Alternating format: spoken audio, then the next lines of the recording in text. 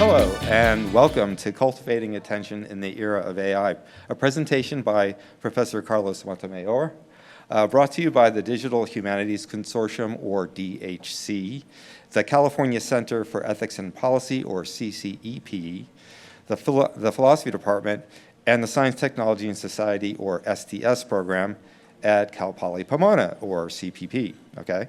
After there will be a quiz on all the acronyms, okay? Each year, CCEP organizes programming, including a student fellowship program, a spring seminar class, and our annual speaker and panel series around a theme of national and global interest, but especially pertinent to California. This year's theme is the futures of work. Stay tuned to hear more about the series of spring events we'll plan around that theme. And applications for the CCEP Student Fellowship Program, which is a funded opportunity, are still open. So please consider applying. Follow the QR code on the screen and in the Zoom chat for more information. Last year, CCEP also launched the Digital Humanities Consortium. The DHC treats technology both as a tool for and subject of humanistic inquiry. It offers resources for students, faculty, staff, and the broader CCEP and Pomona communities, hosting experts, pedagogical workshops, micro-credentialing, and showcasing faculty and student-produced digital scholarship. Next week, on Monday, October 6th, DHC is excited to be hosting a panel called Human to Human, Interviewing Across Disciplines. Faculty from across the university will share ideas and compare notes on best practices for insightful, ethical interviews to better understand our humanity in journalism, oral history, social science, and podcasting. Register here. This year, the Science, Technology, and Society, or STS program, and the Philosophy Department are thrilled to announce our new major and minor in AI ethics. The major is an AI ethics and society option in STS. It's designed for students interested in careers addressing issues such as job displacement, okay, created by AI. Students in the option examine AI's benefits and harms from a technologically grounded standpoint that is also well-versed in ethical, cultural, and policy perspectives. On the other hand, the AI Ethics and Society minor is designed for students interested in careers centered around developing AI who want to gain an ethically grounded awareness of the consequences of AI on society. Also associated with these new programs is a new student club, the AI Ethics and Policy Club, information about which is available through the QR code right there. Finally, before introducing today's speaker, we'd like to encourage you to sign up for CCEP's mailing list and check out our socials, and stick around until the end of the talk for information about our post-event survey and a chance to win free swag, including tote bags, notebooks, and coffee tumblers. Today's event will be recorded, hosted on YouTube, and shared on CCEP's podcast, which you can find on any podcatcher. Okay, now, Carlos Montemayor is a professor of philosophy in San Francisco State. He is the author of The Prospect of a Humanitarian Artificial Intelligence, Agency and Value Alignment, and has co-authored books on consciousness and attention, knowledge and attention, and in addition, he's authored or co-authored other books and over 70 articles on these and other issues, including the perception of time. With this very broad and interdisciplinary expertise, he'll be speaking today on cultivating attention in the era of AI. Thank you. Thank you.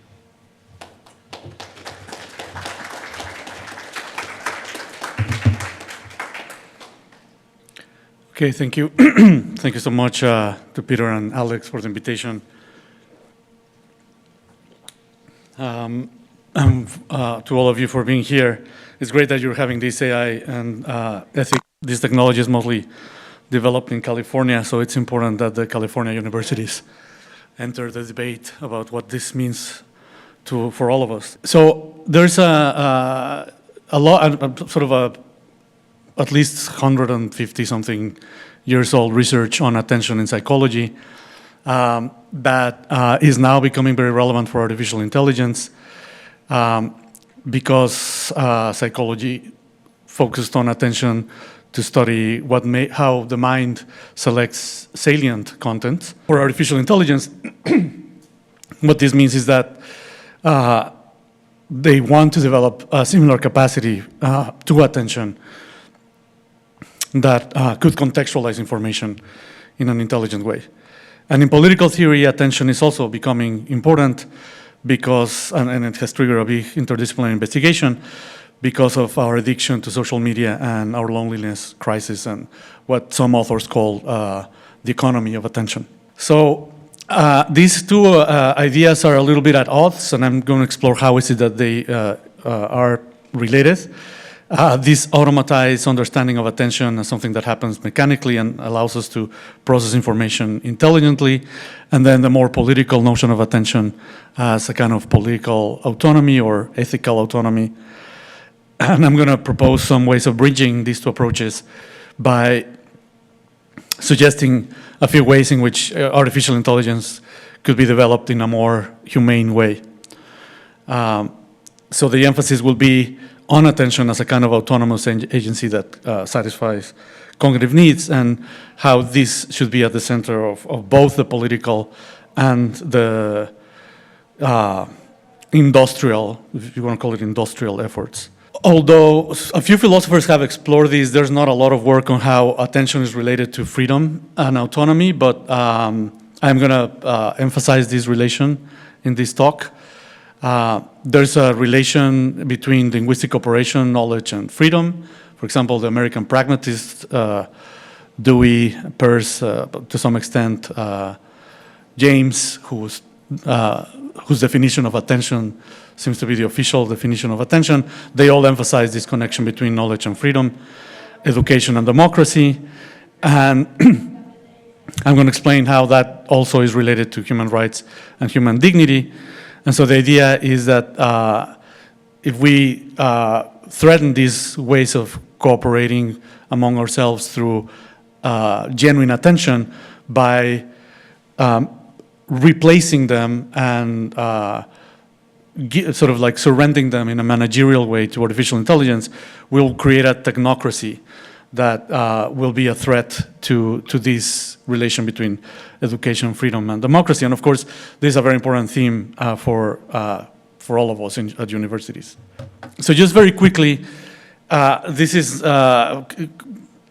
taken from a lot of different traditions of how to define attention. It's a capacity to select information that is needed or is relevant for guiding action. And it provides cognitive control at the personal agent level.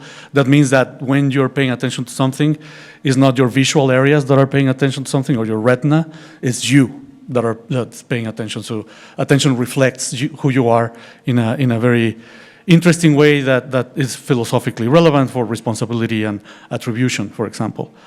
It also has this agential integrative function that integrates low-level vision from automatic bottom-up aspects of motor control to long-term planning and systematic so-called top-down influences and for the guidance of early information processing. And in psychology and neuroscience, this capacity of attention, well, it's not just attention, but this capacity of cognition to influence lower processing is called cognitive penetration, but attention is a big aspect of this.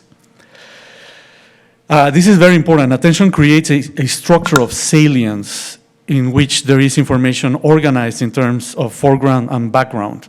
So in perception, there's something that is at the foreground of what you're perceiving, then there's a big background of information that allows you to say, I'm in a room at Cal Poly, that information is relevant, but it's not at the foreground.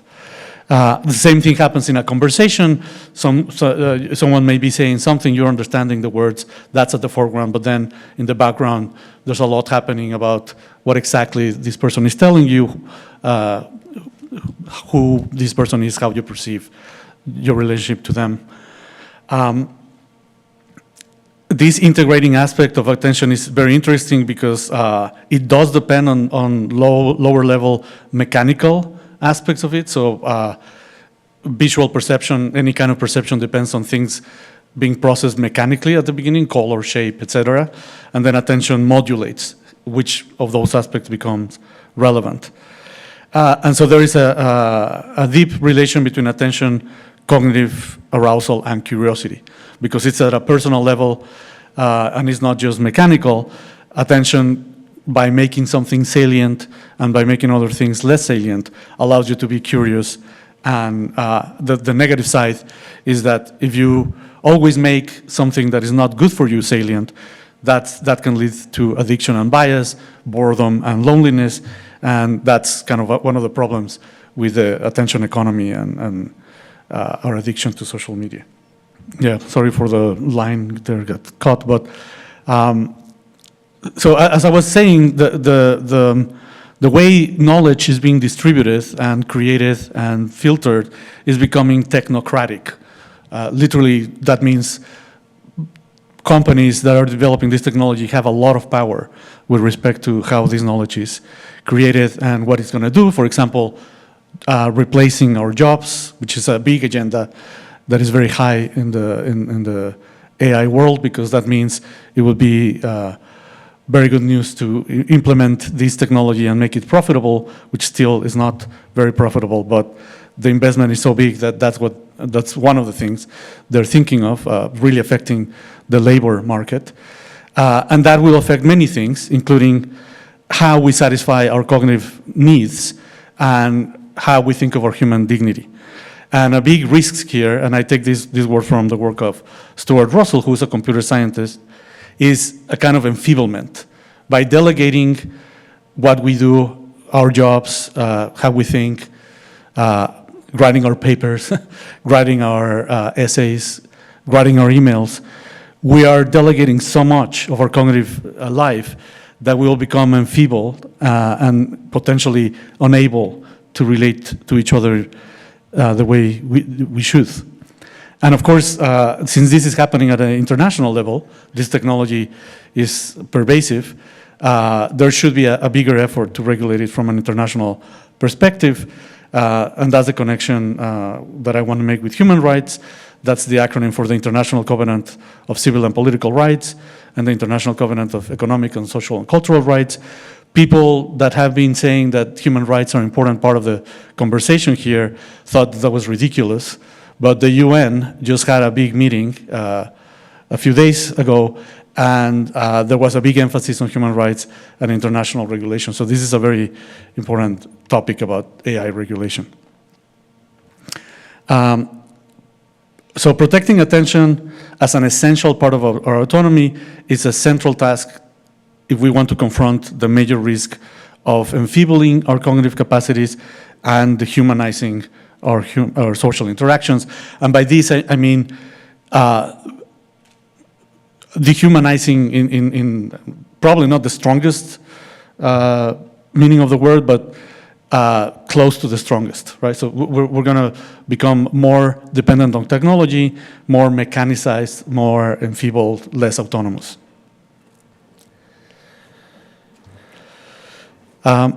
Currently, there are two fundamental paradigms of artificial intelligence. In the history of artificial intelligence, there's the symbolic approach. It's based on explicit rules. It's what we used to call expert systems. These systems retrieve data from stored bases and go through explicit routes that need to be programmed explicitly. The other paradigm is the one that you're very familiar with, neural networks, that are based on statistics, based on optimization and probability. And the big difference is there's no explicit rules here or explicit program. There is programming, there is coding, but the system learns by itself, from a big collection of data and generates data. So that's a big difference. That's why it's called generative AI. So a proposal that I'm going to suggest is that to understand general artificial intelligence or genuine general artificial intelligence of the kind we have and animals have, and to make it more humane, AI should take into account cognitive needs. And I will explain what I mean by this, but I will also show that some authors are already talking about this. This pyramid comes from the work of Abraham Maslow. I'm not assuming or endorsing his work. I just want to illustrate the fact that these are constraints on cognition. So first of all, needs are attributable to organisms as such at the personal level. So you have philosophical. You also have philosophical needs. But first, you have physiological needs. You have biological needs. You need to satisfy those to satisfy other needs about. This is very romantic. That's why this is just an illustration. You have, for example, representational needs to represent this room. And you have emotional needs, and then what he calls self-actualization needs, morality, creativity, spontaneity, acceptance. So the one thing that I want to emphasize about this is that you don't have to satisfy this at sort of like full satiation. Actually, once you have moral needs and creativity and spontaneity and so on, that's going to deeply influence how you satisfy the lower level needs. So this illustrates how a structure of salience, like the one attention gives you, really matters to how you satisfy your own cognitive needs autonomously by yourself. And if you delegate this to AI, that's the risk, that you're enfeebling yourself and losing your autonomy. Moreover, this hierarchical structure, since it guides behavior, you can think of it in terms of value and in ethics in terms of the capability approach offered by Amartya Sen and Martha Nussbaum, which says that even in terms of justice, it would be unjust for a state or for a group of people to prevent the full development of capacities in people. And that means including the capacity to fulfill their cognitive needs in the best ways they can think of. So there's different sources of value here, epistemic value about what to know, what's the extent of the knowledge we can achieve, moral value and aesthetic and the other norms. But what is important here is that the relationship between cognition and human dignity depends on attributability. So these are needs that are attributable to you. You satisfy them in the best way you can. Hopefully your society helps you develop them. And that dignifies you, this sort of autonomy. And of course, some of the systems that we use to satisfy these needs are legal systems that are a little bit more slow-moving, movie education, and then other ones like markets and industry. So there are alternative models to these LLMs and symbolic AIs and neural networks that are disembodied, but the important thing here is not only that they're disembodied, that they lack interests of their own, they lack their own needs.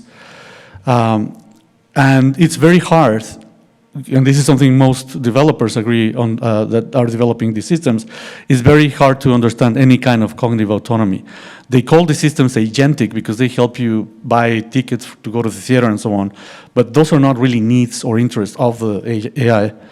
So it's very difficult to make sense of autonomy. There's no complete model that satisfies this constraint. And many of the modular architectures that are used are also difficult to think of in terms of attributability or attention. So some of the alternative models are inspired by biology, and they emphasize the fact that biological systems are autonomous, at least at the biological needs level, because they have a boundary with respect to their environment, and those needs constrain the way they develop their autonomy.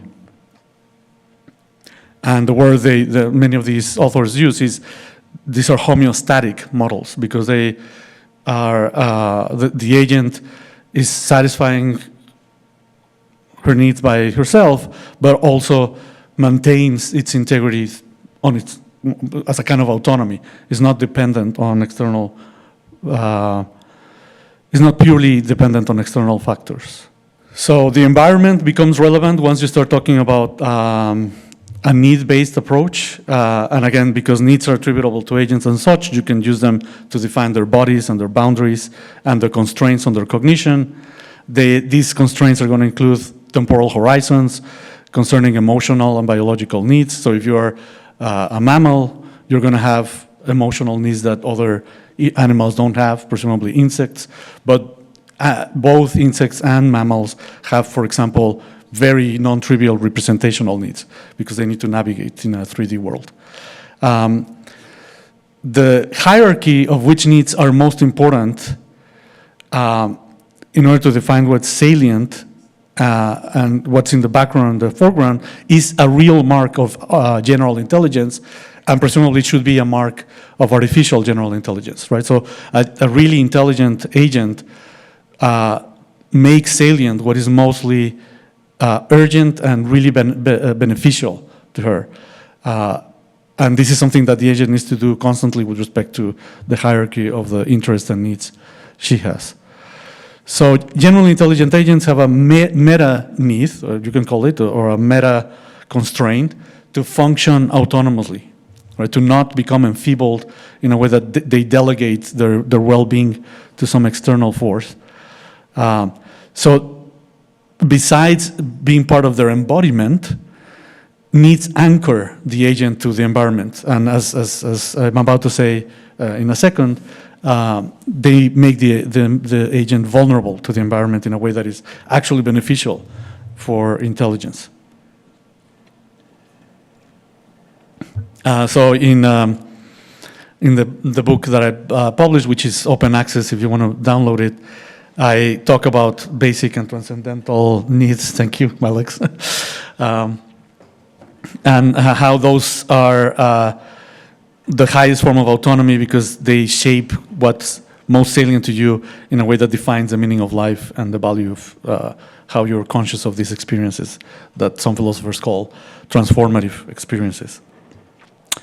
Okay, so one of the authors that has talked about needs in the context of artificial intelligence is the prestigious neuroscientist Antonio Damasio.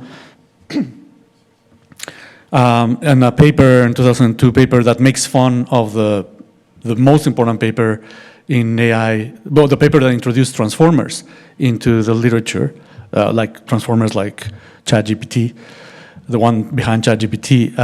That paper was called "Attention is All You Need." So these authors make fun of that paper, and this paper is called "Need is All You Need." And I don't know if the original intention was to make, not fun, but to have a pun of the Beatles song, "Love is All You Need." But anyway, this is "Need is All You Need." And the conclusion of the paper is that in a conceptual change paradigm, having an agent that is vulnerable, needy, because it depends on the environment that is changing in order to satisfy basic representational and semantic needs, is actually an advantage compared to other neural networks. So the idea is the environment is a shifting environment, an agent that is not only dependent on massive amounts of data, but actually is heavily vulnerable to those changes and adapts quickly, is a more intelligent agent in the long run.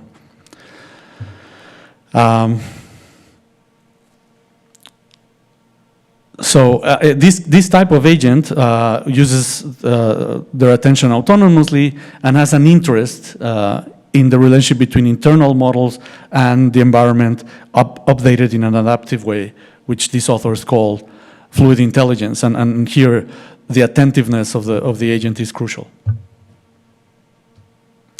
So agential integrated information processing, thought of in terms of needs, can be understood as in a different way. This is for the purposes of information processing, not just understanding autonomy and attention.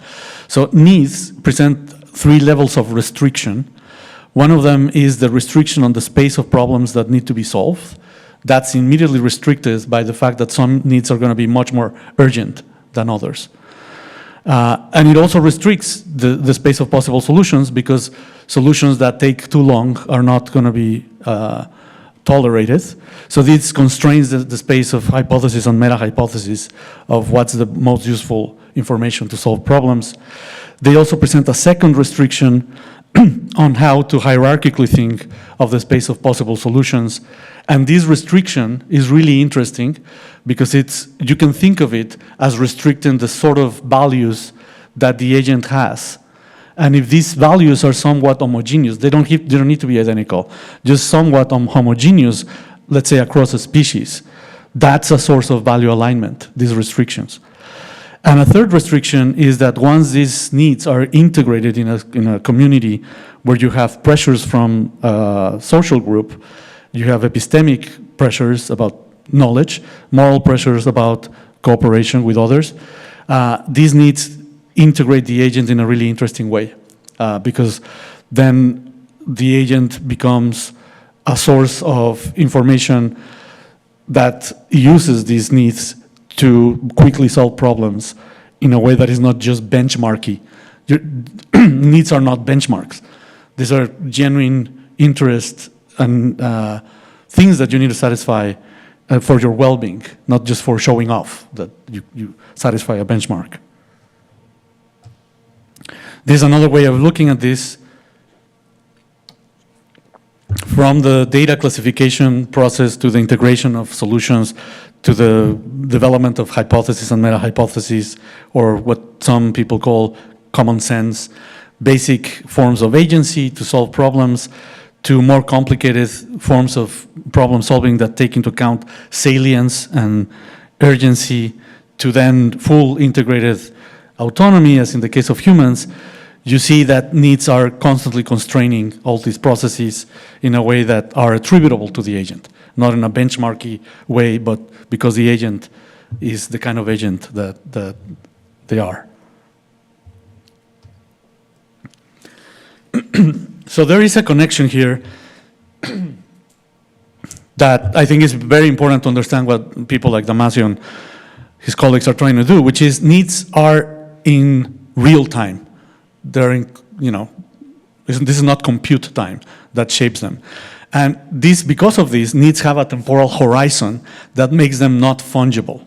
So one of my examples is also 3 or 4 days ago, a famous physicist, David Deutsch, was asked by Sam Altman, the CEO of OpenAI, well, what if ChatGPT solves quantum gravity? Would that qualify as artificial general intelligence? And David Deutsch said, yes, of course. That would automatically count this system as artificial general intelligence.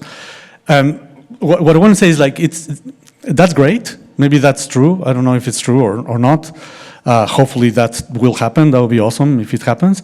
But unlike needs, these things are somewhat fungible, right? I mean, so why exactly quantum gravity versus solving climate change? Or why exactly climate change versus world poverty, right? So there's some kind of fungibility and arbitrariness about benchmarking problems that you don't get with needs, because these things are in real time, and if you don't satisfy them, you're in trouble. So there's a non-fungibility to staying alive and then basically representing the environment, having basic moral competences in a way that you're not just, again, solving these problems in a benchmarky way that is fungible. They're really essential to your well-being. And again, they're in real time. Just very quickly, someone who really, really emphasized this in a surprising way is Norbert Wiener in his book on cybernetics. And Wiener said, this is the most important notion of control in information systems. And he emphasized this so much that the first chapter of the book, very famous book, Cybernetics, is on Newtonian and Bergsonian time. You know who Newton is. Bergson is a philosopher that wrote a lot of things about time. One of the few philosophers that won the Nobel Prize. And because of these restrictions and this time constraint and these temporal horizons, there's also a connection between time and dignity and needs and dignity. For example, interacting with others is at a temporal horizon. We need to respond to each other in a timely and sensitive way. Labor is like that. So doing very boring work for hours and hours is a kind of alienation, if you want to use a Marxist term. So the idea is the temporal dimension of needs is really interesting. Just to give a concrete example, in medicine, because that's been one of the applications. I mean, so they want to replace patient care with AI, but they also want to replace doctors and nurses, or at least replace some of what they do. And I think there's a risk of dehumanization here too. And the way I think of this in a paper that I co-authored a few years ago is in terms of empathy. So just to give a very brief description of that, there's different kinds of empathy. The empathy needs are needs that we have because we care for each other. They define context of care.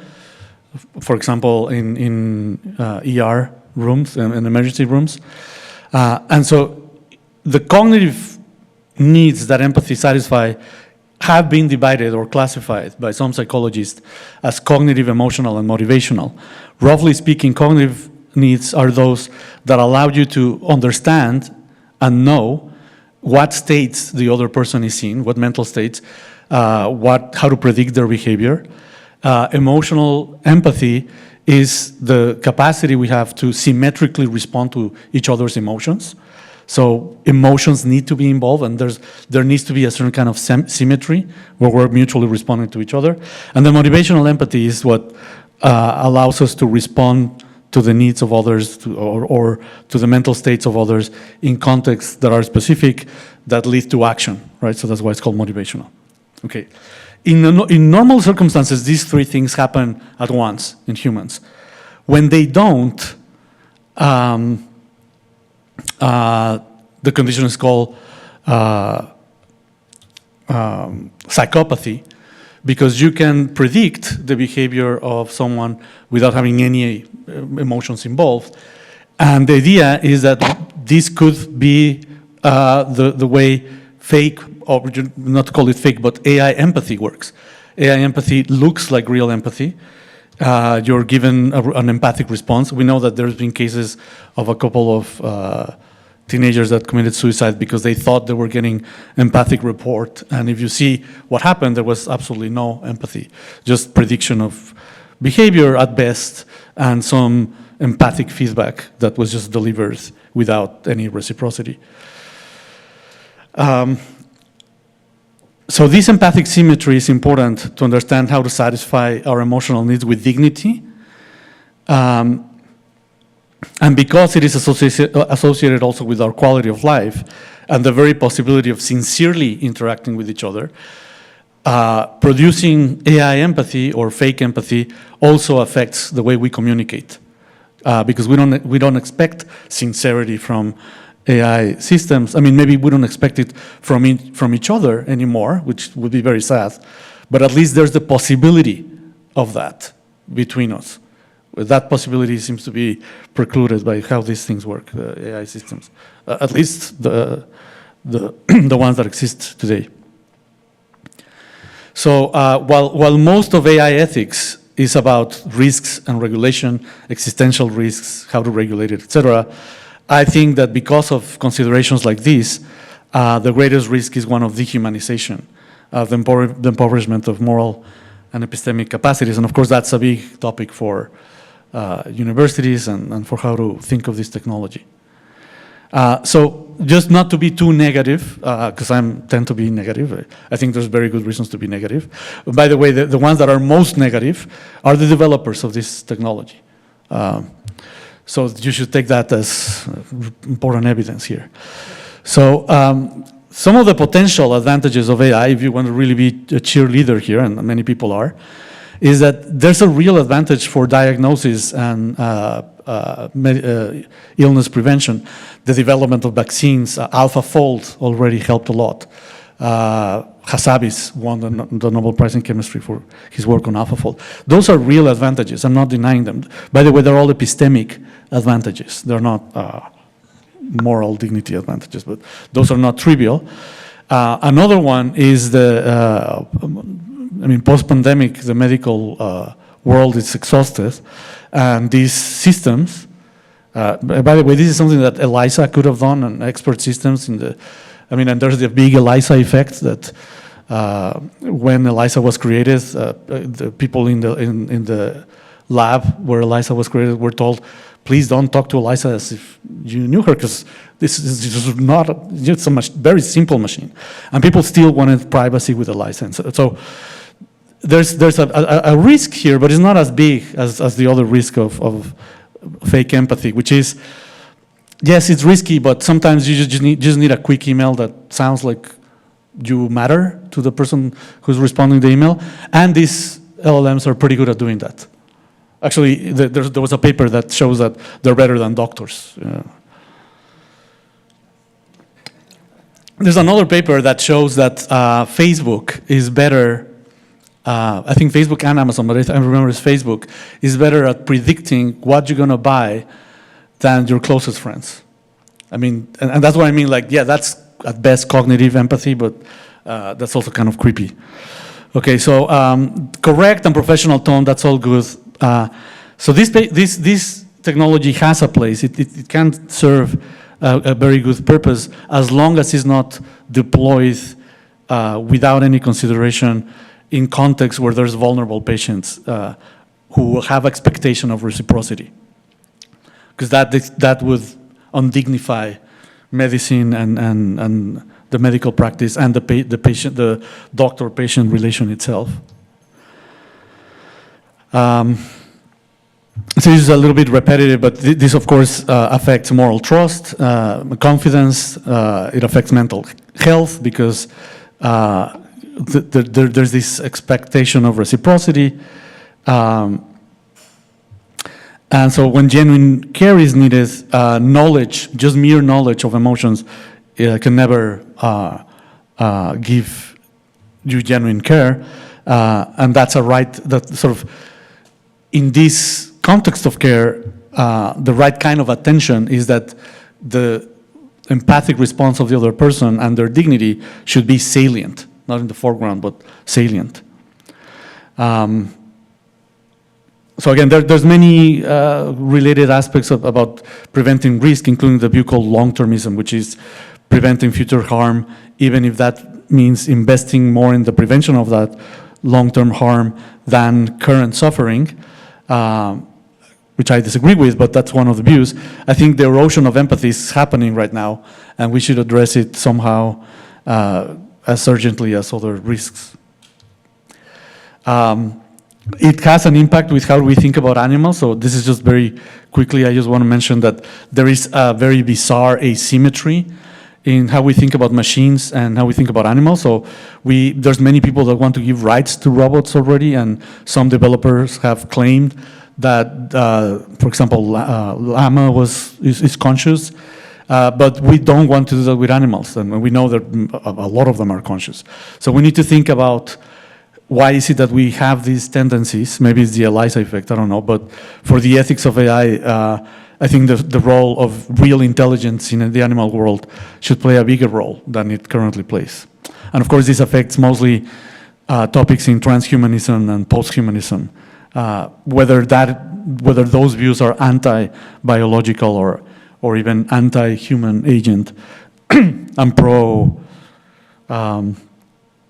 AI, whatever combination of those things, but that this I think should be, bioethics should be part of the ethics of AI.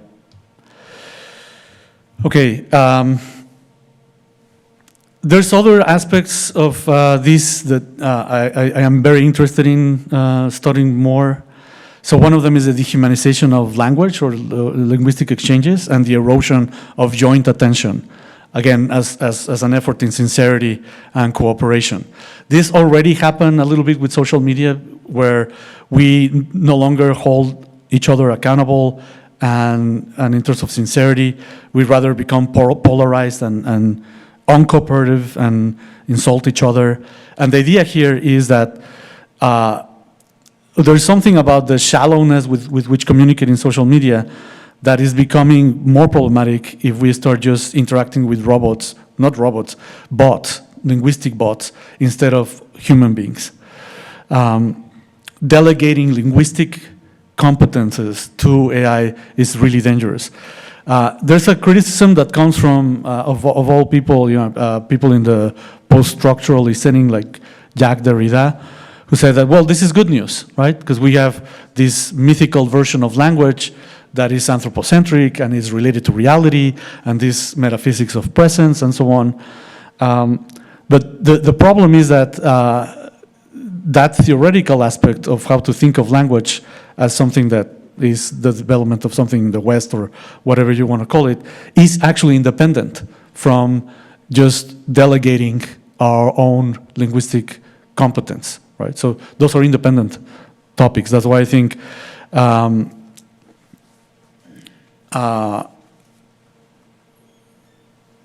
if you think that language has these characteristics that is not related to truth or whatever, we're not just talking about that when we're talking about dehumanization in the context of linguistic exchanges. The real risk is that the erosion of these interactive, attentive capacities entails the erosion of the public sphere, or what used to be called the public sphere, the sphere of public reasoning, where we can be not only rational, but reasonable with each other.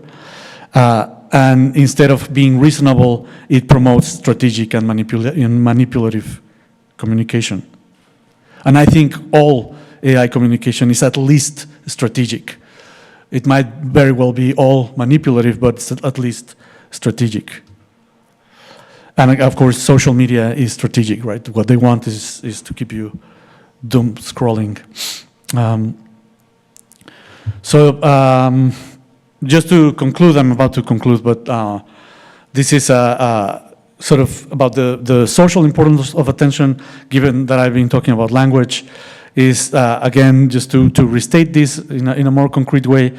Attention is a kind of agency. It integrates various motivations and cognitive needs into a single field of salience and inhibition for planning and action guidance that helps us build trust and social cooperation. So in a way, attention really defines us and what we can do as a society. It's also kind of freedom or mental liberty to select what is most salient and to habituate our reactions, allowing us to gain independence and be responsible for them. It is also a possibility for cooperation and solidarity. So if I'm willing to jointly pay attention to things with you, that's a kind of social solidarity that attention makes possible.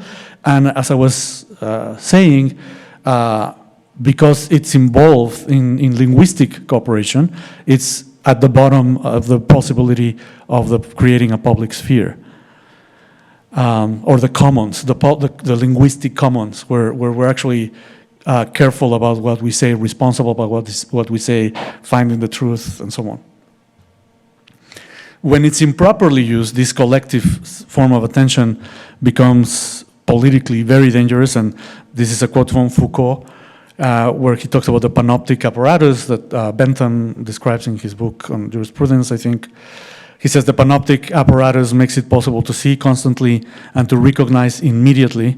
In short, it reverses the principle of the dungeon. Full lighting and the gaze of a supervisor capture better than shade, which ultimately protects. Visibility is a trap.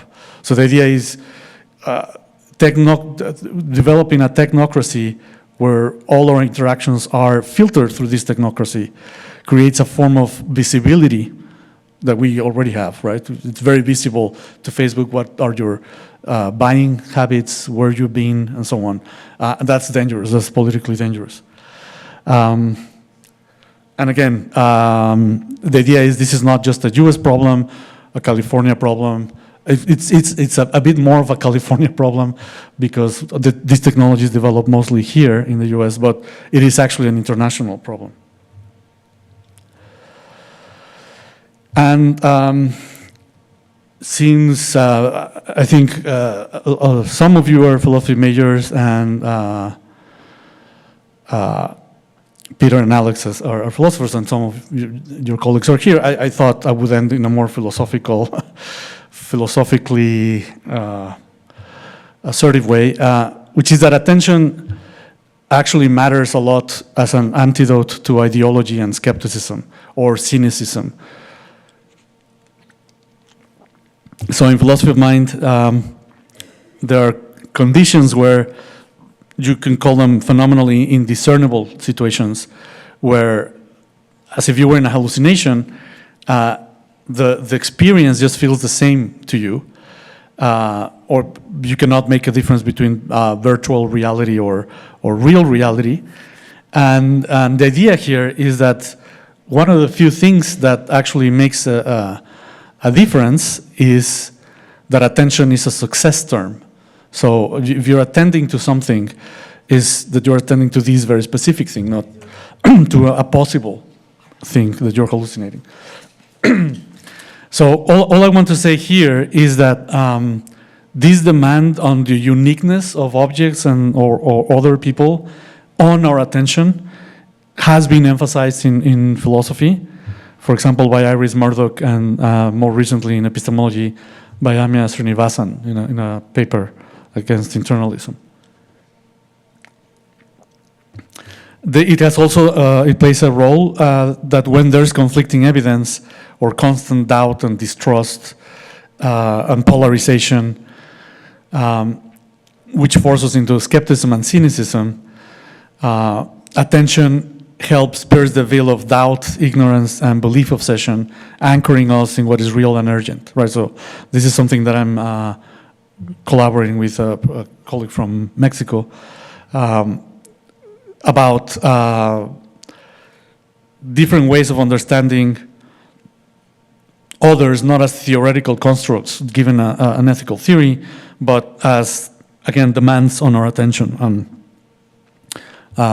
important constraints on what should become salient. And this is related to a larger debate on how to develop non-ideal theories in epistemology and ethics. And then finally, joint attention reduces linguistic lock and enhances genuine communication and cooperation. It's a collaboration that I did with my colleague April Fairweather.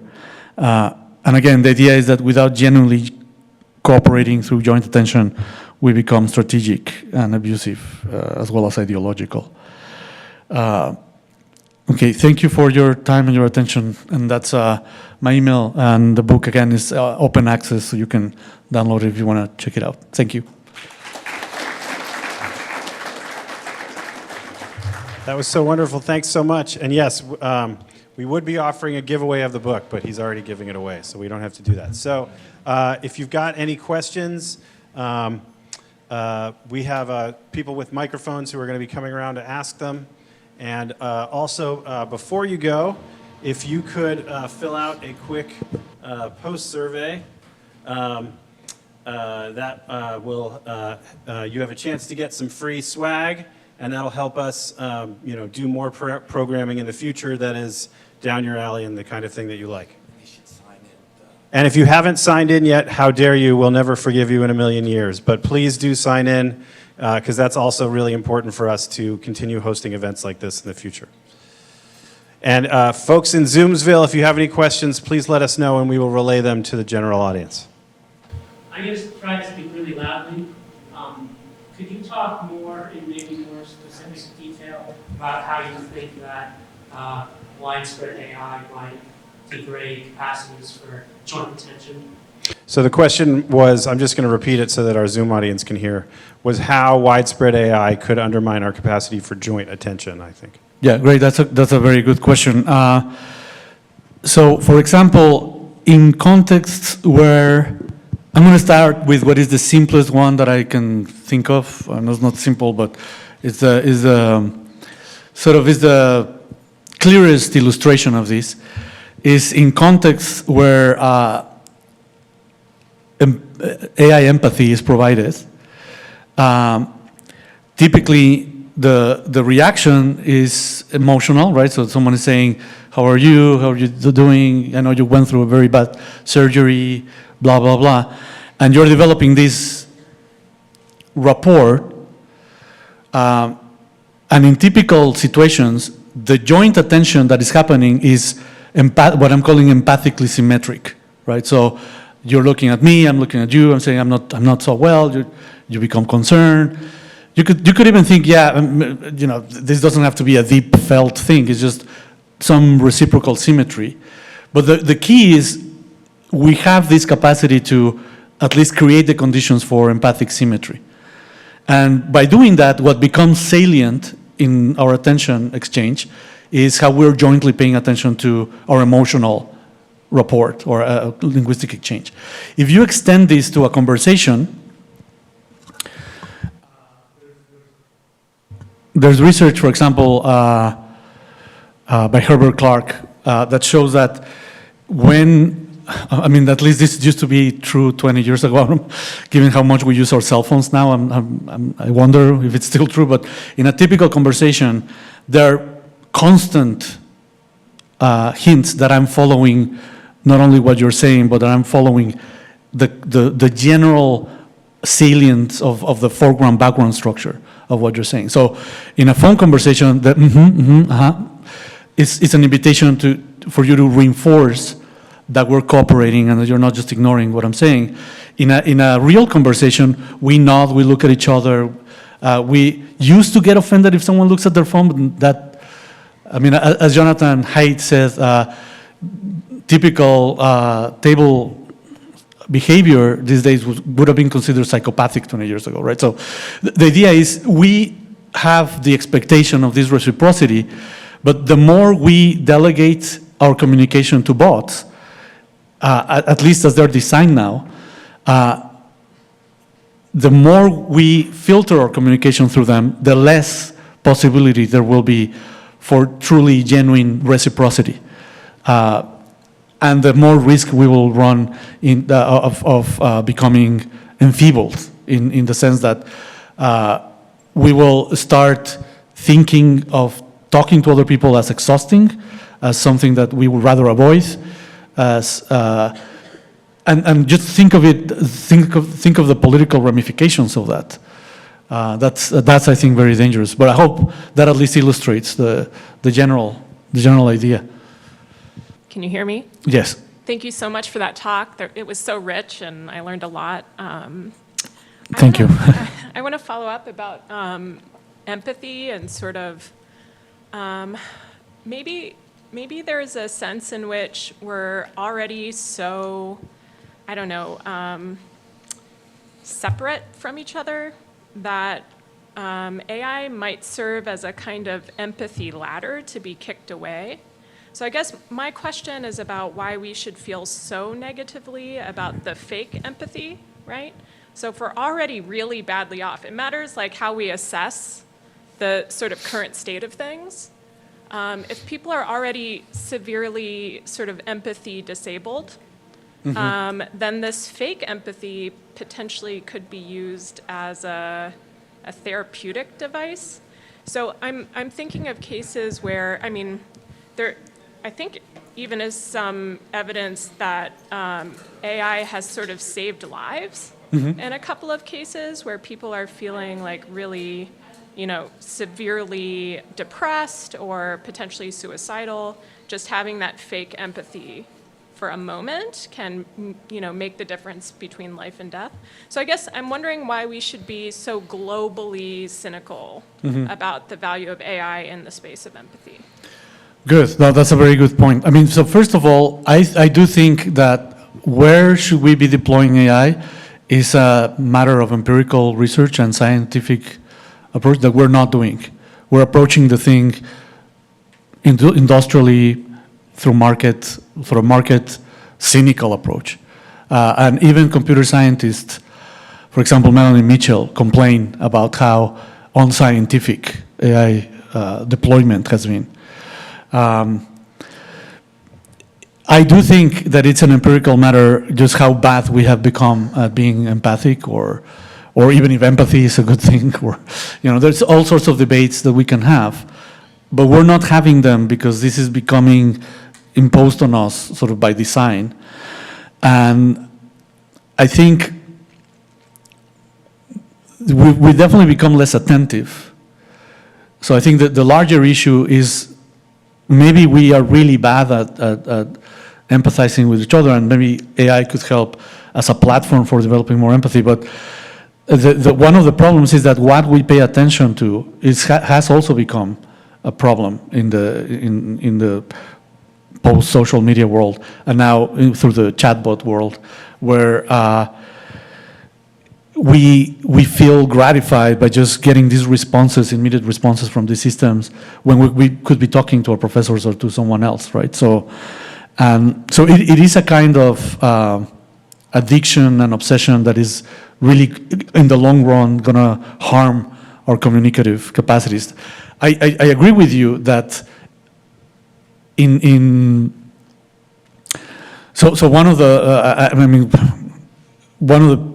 I talked to someone who's at the other extreme and says doctors actually are exhausted. We need empathic AI. Empathic AI is much better. It will help. It will save lives. Sort of a similar-ish argument to the one in favor of self-driving cars. That it will save lives. I don't think that's what they want. I don't think they want to save lives. But anyway, the point is, I agree. I mean, in some contexts, it could save lives, but you do need human supervision. You don't want to leave a patient in intensive care just in the care of empathic AI. I would think that even if the results are great, just the fact of the complete lack of a human response, I would still find that objectionable. But that's a debate to be had. I mean, I agree with you. I have a follow-up question to Dr. Gastigli. So I think it's, so part of your response there, I mean, I'm very sympathetic with, you were saying, well, maybe it can help with empathy, but it's still going to be undermining attention. And I completely agree with you that, like, the actual path that we're on and the actual path that we're extremely likely to stay on is one that has all of these problematic features. But it does seem, in principle, possible for, like, a concerted, group of, like, a collective action movement to, like, try to take control of some of these processes and shift these processes through social norms, through regulation, and so on and so forth.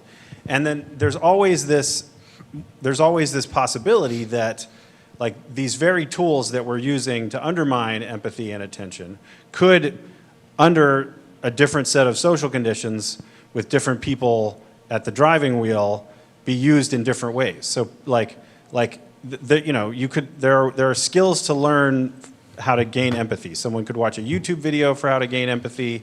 Someone could watch this very recording on the DHC YouTube channel, plug right there, to learn about empathy. But you could take a LinkedIn learning course on empathy, but it also seems like you could program an AI bot to help you learn skills for empathy, right? And so, like, normally the default is to program these bots to these AIs to try to continue engagement, try to affirm everything you say so that you really like them, so that you stay working with them. But we could program them to, like, try to get you to be more empathetic. And then I also wonder if like, I mean, this is sort of speculative for me here, but, like, there's, like, books on how, on, like, ADHD and how to, like, cultivate attention and how to work on attention, and there's different kinds of meditative practices we can do to practice attention. And I have a meditation app on my phone, and I could imagine an AI version of that app that is, like, helping me have attention and is, like, is, like, reminding me to make eye contact or something. I mean, to do those sorts of things. So it's like, how much of it is, like, the technology per se versus, the capitalist heteropatriarchy, racist, it's like the whole 9 yards system in which this is happening. Yeah, no, I think that's very important. I don't mean to suggest that there's no possible way AI could help, right? I mean, that's why I try to qualify a little bit, like the current systems completely ignore this dimension of needs and cognition. The people that are trying to change that are not being very successful, right? So I think the needs approach is one way of doing what you have in mind. I think a big problem is the environment in which AI is being developed. It is so bad that even people like Jeff Hinton are completely appalled, right? And they want a moratorium, right? So it's a lot of the problem comes from the fact that the people developing the technology don't have any consideration of whether it's going to be helpful or not. They just want to sell it and to outcompete each other. So I think that's a very important aspect of the regulation that needs to change. And yeah, I think once that's addressed, a lot of the debate will change. So I pretty much agree with you. I thought there was a hand over here, but, or no, okay, we have a question from the Zoom. Here's a question. Is the bigger problem the lack of technology regulation? Should something like Section 230 be repealed so that social media companies and AI companies can be sued for their content? Yeah, thanks for the question. Yes, I completely agree. I mean, and in the context of the question that Professor Madva asked, the regulation is a very big problem in how AI is being developed. But many people have complained already that we have almost two opposite approaches. One in China, where there's a lot of internal governmental surveillance, and one here where there's very little regulation and a lot of industrial secrecy and lack of safeguards. So yeah, I think the public should be more involved in the debate. I think universities have a duty, but also a great opportunity to be part of this debate. Definitely more regulations should be in place and more discussions about why, how to change the dynamics between the companies that are developing the technology and the public, how those dynamics should change. Regulating social media has been very difficult. That's part of the puzzle here, but I think the bigger puzzle is how to make AI development more, on the one hand, more scientific and also more accountable to the public. So yeah, I think regulation, and yes, specific piece of regulation matter, but I think a much more comprehensive approach to regulation should also happen. Thank you. And maybe another Zoom question. This is about attention and knowledge. So there are a couple of questions about the use of AI in learning. So does that mean attention is not just about the knowledge we get, but also about the human connection in learning? And how might AI help sort of change the balance between learning from people and learning from machines? Could AI be helpful in adapting education plans for particular students? Yeah, that's exactly right. And yeah, thanks for the question. So attention, you can think of attention, I think that's the way the researchers at Google that developed the transformer model thought about attention, right? That's why I think they named the paper "Attention is All You Need." Attention is a way of filtering information and compressing information, but it's much more than that. So animals use attention to learn about the environment, not just as information compression, but also because they jointly cooperate in the ways they're doing. And it's a capacity that is attributable to them as such. So it's related to autonomy. So for education, I think, since that was part of the question, so the idea is, instead of delegating our capacities to attend to, for example, a whole text that was assigned, or to a conversation that needs to happen among a class or a seminar, the technologies should not replace those capacities to attend. They should help them somehow, be used in ways that are not fully replacement of our capacities to respond to each other. And in a lot of contexts, the way that the technology has been understood and deployed is as replacement not as genuine help. I hope that's clear. Thank you for your talk. It was really interesting. I'm not a philosophy major, but I'm not familiar with a lot of this stuff, and it was really nice to see the way you laid it out. My question is kind of about attention and our needs. I see attention and needs as really dynamic, like our needs are always changing, and therefore our attention to those needs is always changing. Do you foresee that it will be so dynamic because of AI, that AI is powerful enough that we essentially adopt our society toward AI being affectant of our needs and attention, or do you think, or we should, or we will kind of push back towards the more like traditional side? It's a little bit more like personal opinion, but I just was wondering what you thought about that. No, thank you. That's a really good question. So part of the so attention has this. I mentioned this very briefly. It has this motivational arousal part of it. So that has to do a lot with really connecting with others in your group. Like you become more curious about them. You become more curious about what you're learning. And the idea is that's a really important ingredient of the quality of your life, right? So a lot of the complaints about boredom and jobs that are meaningless and so on has to do with that. You know, your attention becomes stale and enfeebled. If technology exacerbates that, then that's going to be a huge problem, right? So the idea is what makes your attention dynamical. So at the other extreme of the dynamical is you don't want something so distracting, like social media, right? That becomes a kind of like social level attention deficit, right? On your, that's also going to reduce your quality of life. So I think the problem is we have both. We have the attention deficit problem, and we have the loneliness and feebleness problem.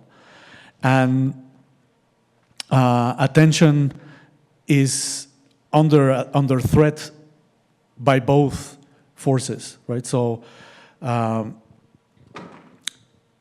think that's why it's so important that we start criticizing the use of terms like attention in the development of AI, because we should think of attention as this thing that we should cultivate, and that was, I think, the title of the, we should cultivate and care for, because it's a fundamental aspect of what makes our lives meaningful. Balancing it, not being too distracted, using it in a way that you're motivated to use it, in a way that enriches your life.